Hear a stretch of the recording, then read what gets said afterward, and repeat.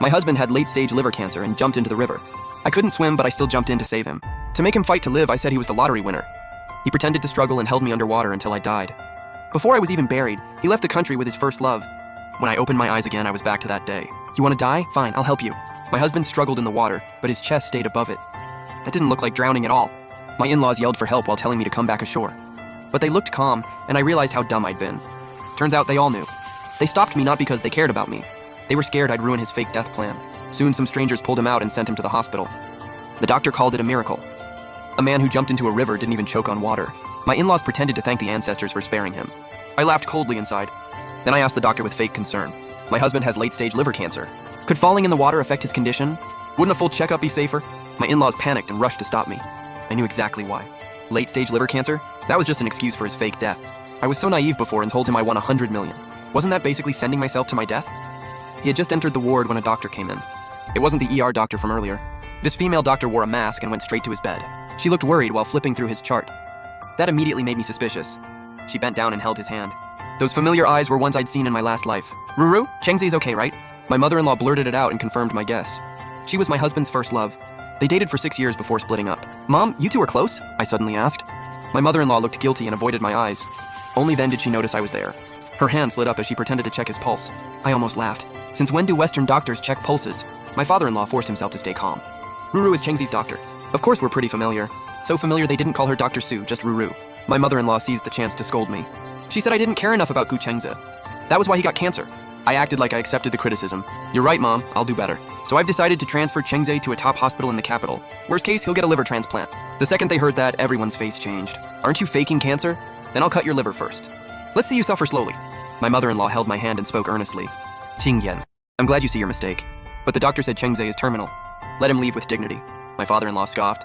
Do you know better than the doctor? Stop making a scene. I forced out 2 tears. Chengzi is still so young. I just don't want him to die young. I've already contacted experts in the capital. There's even a matching liver available. Once he transfers, surgery can be arranged right away. I made all that up just to scare them. Sure enough, Su Ruru's face changed and she blurted out, "No way." My in-law strongly objected too. I looked coldly at Su Ruru. I've never seen a doctor stop a patient from getting treatment. Or was your diagnosis wrong? Her eyes flickered, but she insisted she couldn't have misdiagnosed. My mother-in-law panicked and accused me of trying to kill her son. Going to the capital meant taking a plane and exhausting him. What if he died on the way? My father-in-law blocked the door and refused to let me take him. I took out my phone and threatened them coldly. Fine, we don't have to go to the capital. Then I'll invite experts here for a consultation. I refuse to believe Chengzi can't be saved. When Su Ruru heard consultation, she panicked even more. My mother-in-law coughed and shot her a look. Then she pretended to compromise. Since Qingyan already contacted experts, let's do that. Qingyan, go home and rest first. Your dad and I will leave after the caregiver comes. They clearly wanted to get me out. I nodded. Then I left the ward acting worried. Once outside, I disguised myself and claimed the prize. That 100 million jackpot would never be known by anyone again. I hid the money away. I didn't buy anything new. I even sold my car. When I got home, I checked the card we agreed not to touch. The balance was 0. After marriage, we each put money into it every month. It was our family fund and future kids' education money. That bastard had secretly drained it behind my back. I had a bad feeling. So I made a few calls and asked friends to investigate. I lay in bed, tossing and turning.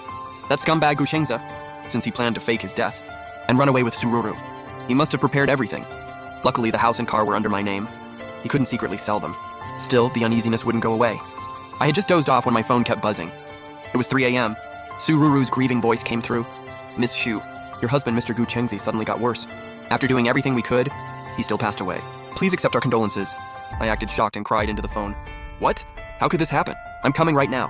After hanging up, I couldn't hold back my smile. He died pretty fast, but I won't let you leave that easily. I grabbed something from the drawer and rushed to the hospital.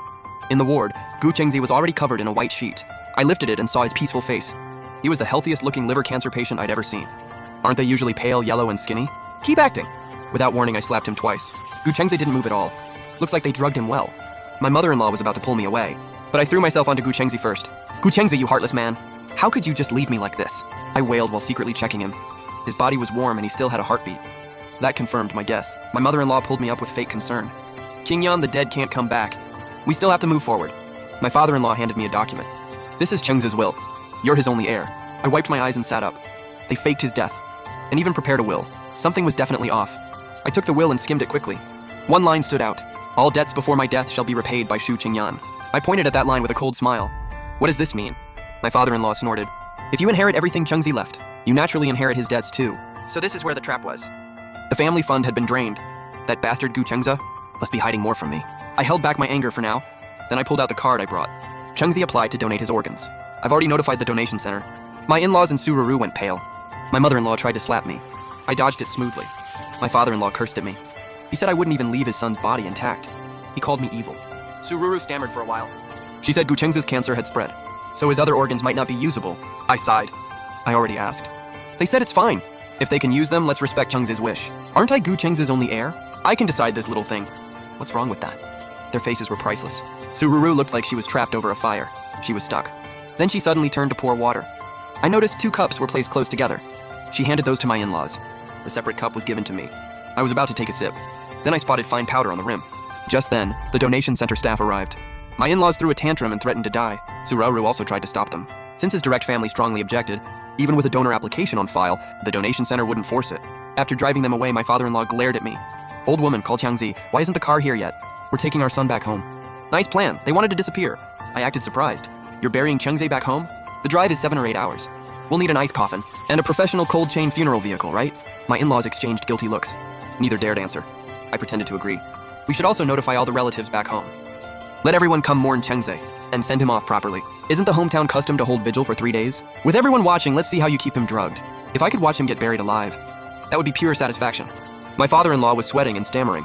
We're not that old-fashioned. No need for old customs. We just want Chengzi to return to his roots and rest in peace. I almost laughed. Not old-fashioned, but you're talking about burial?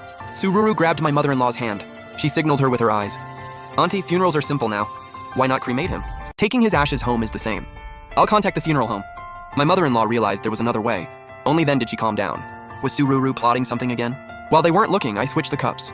Dad, have some water first. My in-laws didn't suspect anything and drank the cup meant for me. I didn't know what was in it. But they soon got dizzy. Their eyes went unfocused. Sururu came back and froze. I gave her no time to think. Dr. Su, my parents don't seem well. Please take them for a checkup. I'll take my husband to the funeral home. I had just taken the death certificate from my mother-in-law. With this, things would be easy.